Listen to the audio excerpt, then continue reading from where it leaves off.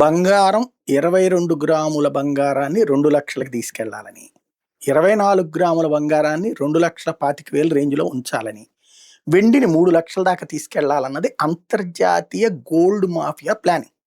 ఇప్పుడు ఆయుధ వ్యాపారుల మాఫియా చేస్తున్న ప్రయత్నాలు వాళ్ళు సంపాదించుకుంటున్నారు. మైనింగ్ మాఫియా సంపాదన వాళ్ళు సంపాదించుకుంటున్నారు. ఇక మిగిలింది ఎవరయ్యా అంటే గోల్డ్ మాఫియా. గోల్డ్ ఇంతకుముందు మాఫియా లాగా ఉండేది కాదు. ఫ్లక్సేషన్స్ అప్ అండ్ డౌన్స్ నడుస్తూ ఉండేది. కానీ ఇప్పుడు దీంట్లో బడా బడా ఫండర్స్ దిగిపోయారు. ఒక గేమ్ ప్రారంభించారు, లైక్ ఏ షేర్ మార్కెట్. ఆ మధ్యన 2,00,000 దాకా 2,10,000 దాకా తీసుకెళ్ళి వెండిని చివరికి మళ్ళీ అందరూ కొన్న తర్వాత 1,55,000కి తీసుకెళ్లారు వెనక్కి.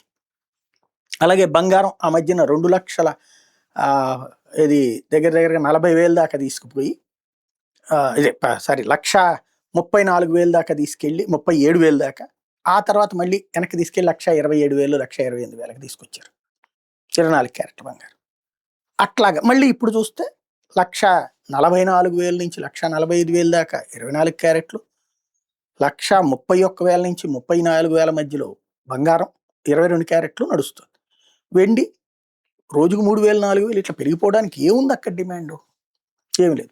అసలు ఆ రేంజ్లో నగలకి ఎగబడి కొంటారా జనం? మధ్యతరగతి కొనుగోలు కెపాసిటీని డౌన్ చేసేశారు. ఇప్పుడు ఏం చేస్తారు? గిల్టు నగలు పెట్టుకుంటారు, ఇవి ఏదన్నా ఆస్తి కిందను పెట్టుకుంటారు. ఇప్పుడు వీటిట్లో ఇంకో సమస్య ఏంటి? దీన్ని వాళ్ళు తీసుకెళ్ళి అమ్మేద్దామంటే ఇవాళ రేటుకు కొనేవాడు ఉండడు, ఇవాళ రేటుకు కొనేవాడు ఉండడు. కాబట్టి ఇలాంటి అంశాల మధ్యన ఒక గేమ్ అయితే నడుస్తుంది అంతర్జాతీయం.